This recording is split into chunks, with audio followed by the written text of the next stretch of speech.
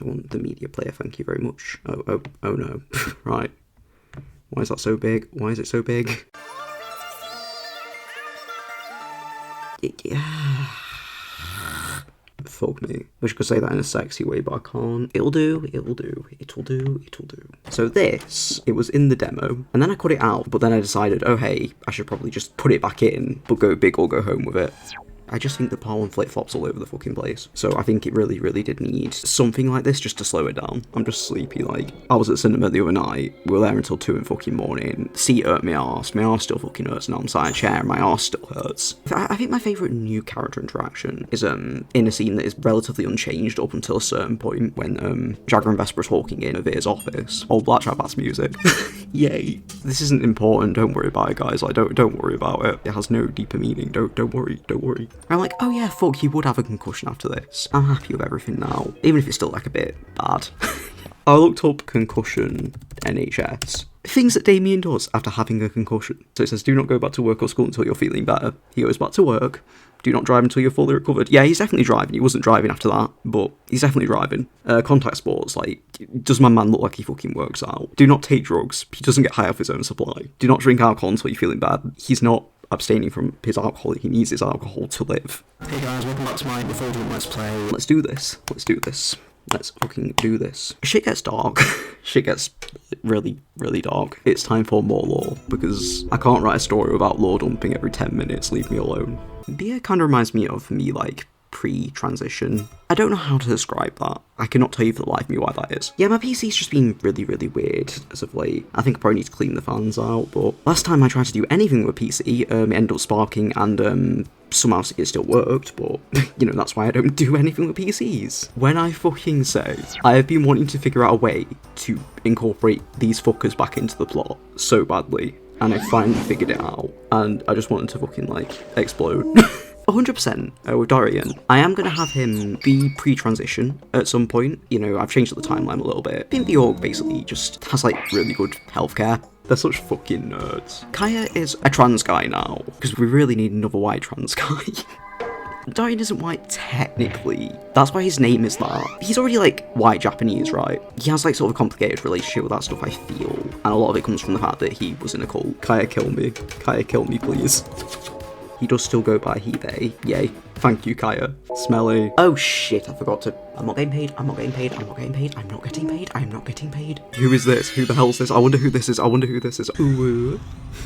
Fuck me. All this character does is aura farm. I love my Scouse King. Conspiracy theory, YouTube, TikTok. It would go insane in the fucking Refulgent universe. It would go absolutely fucking insane. Like... Yeah, I can definitely see why my friend's favourite character is Smiley. There's a lot I want to say, but there's just stuff that I haven't quite ironed out myself yet. Right, do you mind driving your fucking car with shit exhaust because you've got a tiny penis, please? I've got a smaller dick than you, and yet I don't fucking do that shit. Wow, a chronically ill trans guy who is like a bit of an insufferable prick who gets quite misunderstood and not projecting there at all. Wasn't in a cult, but, you know. The way I feel about Smiley, right, is they would be like absolutely fucking dom top, sadist lesbian. I think for older women only, they would bottom. Yes, I do think about this stuff a lot. Oh shit. But Olio, you ask, Veer is trans, like how would her mother know that that's her name? There is a method to my madness, but I am still fucking insane.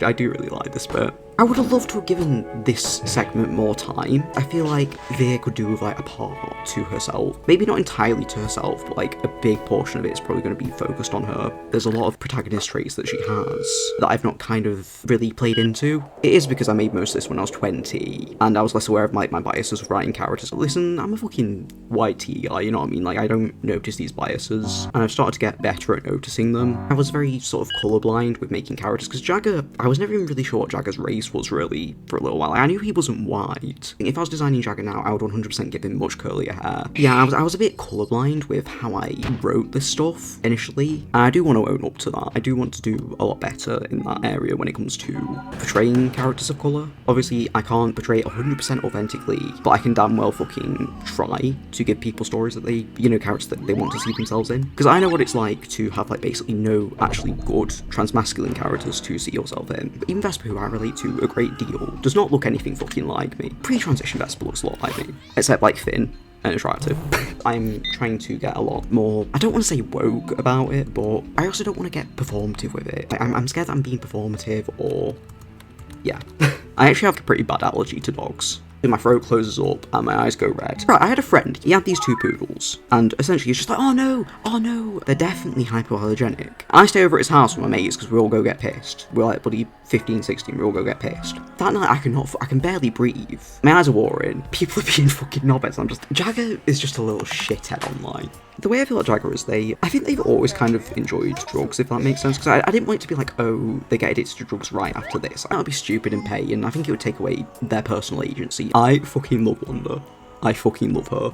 She's so good. I honestly would have loved to have had more time. Part 4 is already incredibly fucking long. Wanda is written the exact same way that she was beforehand, because she was originally a guy. I was tempted to say, oh, is she trans? But I wouldn't really feel comfortable making a character like Wanda trans, if that makes sense. You know, she's dating like a much younger person than herself. Here's the thing, that Wanda's abusiveness, if I had kept her as a guy, people would immediately just be like, oh, it's so obvious that, like, you know, she's abusive towards Jagger and stuff.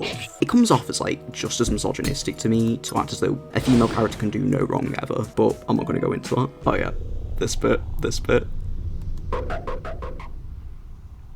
That was not in the original draft, actually. But I just thought, let's just poke a bit of fun at the fact that I lore dump every 2 seconds, you know, because look, I'm not going to stop doing it. Sorry, I'm not. I am aware that it's absolutely the weakest part of my writing, but I refuse to stop doing it. The OCD demon in my head will not let me stop doing it. You know Jagger's American because he's eating a burger.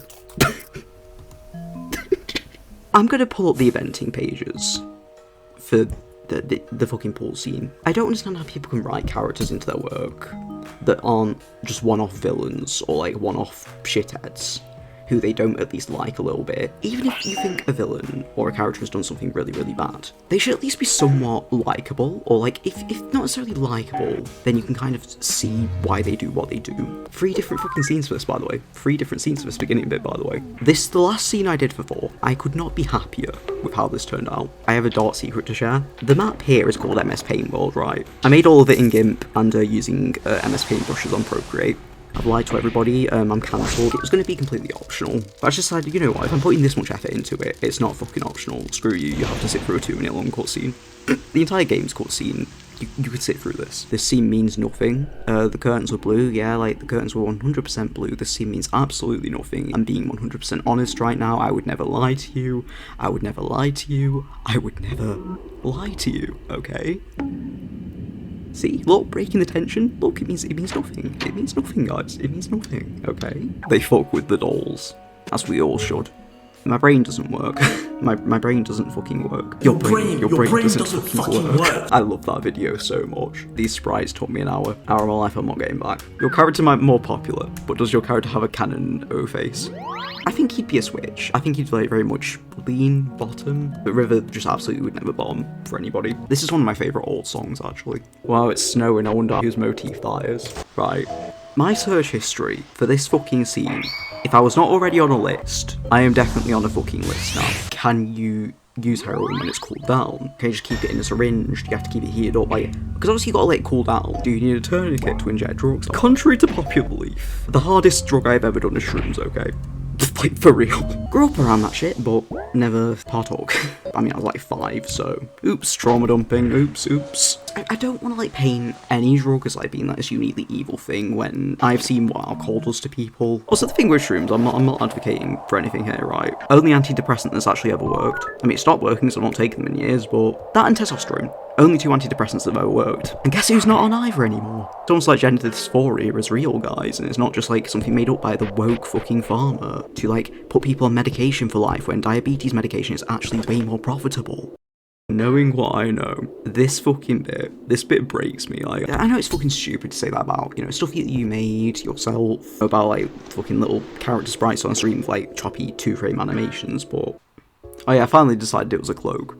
So I'm like, is it a cape cloak? It's a cape cloak. I don't fucking know. I'm like, is it a coat? Is it a cape cloak? I don't... shove it up his fucking arse at this point. I feel like the reason Jagger kept his accent a bit, they were young when they moved to the UK, right? So like technically they shouldn't have really kept their accent. The island, I need to, yeah, I feel like the dissociation kind of helped them keep the accent a little bit more. They are not a British person. It's woke, Refulgent's woke, you can't play it, guys. It's woke and you'll get the woke mind virus playing it. Excuse me. I think he looks cute with glasses, but like, I don't think I quite got them right on his face sprites. Baby Vesper makes me fucking sad. I was initially going to put in like a bunch of scenes of him getting diagnosed here.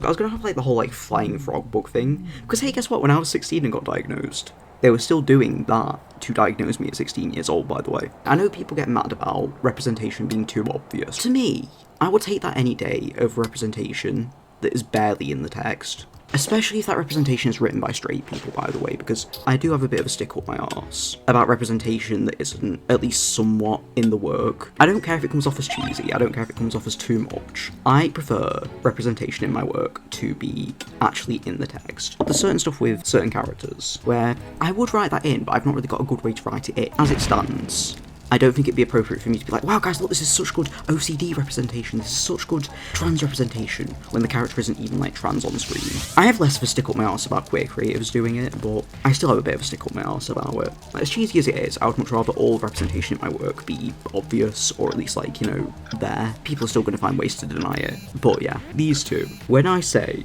good fucking god, when I first made the comic, I wasn't really going to go into their relationship, because I just thought, it's not like that interesting. But the more I have written, by about the end of part 2, I was like, I have to do something with these two. Damien is weird towards him, right? But it isn't necessarily because he's trans, okay? If Damien was more secure in his sexuality, he would 100% be a chaser for, like, trans men. He would, I'm sorry, he just fucking would. I don't think for, like, trans men who aren't that transition, but I think for trans men that look like Vesper, yeah. Yeah, you know it's gotten a bit out of hand when you're like saying your own character would be a fucking trans chaser. This scene here, I know you're not supposed to say stuff like this because it makes stuff worse, but this entire fucking scene made me want to kill myself, okay? Like, I think it took me like a week and a half to actually get this scene done. If I was writing Damien now, he'd be older. He'd definitely be like in his mid-40s, I think, which people would get really pissy at me about because, oh my god, like, washer, please. At least it's not got like that Samsung jingle.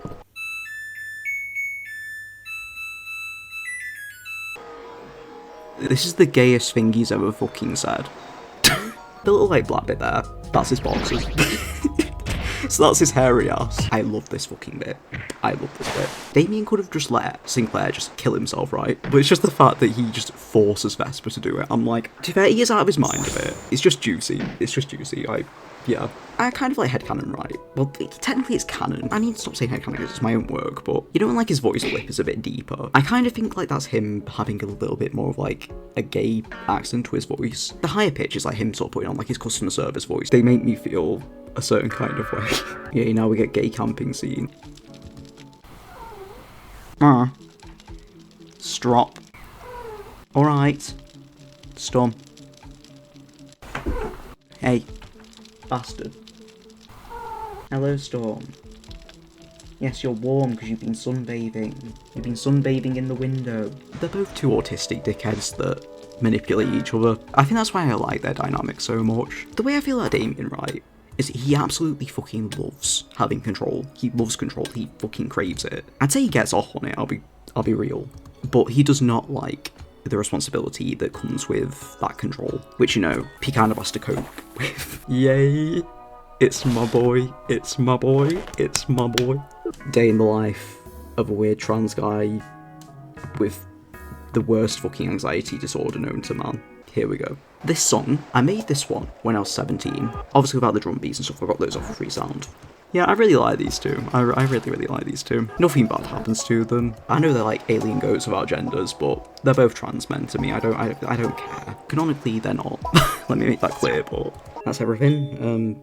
Genuinely, thank you for watching this. The 5 people that keep up with the stuff that I make, to everyone that's just, you know, really nice and chill and doesn't make me paranoid to post on YouTube or anywhere else. Thanks. I appreciate you all for sticking around, and this is me out. Thank you very, very much. I know writers who use subtext, and they're all cowards. Kirk is gay, Robert's gay, Lars is gay.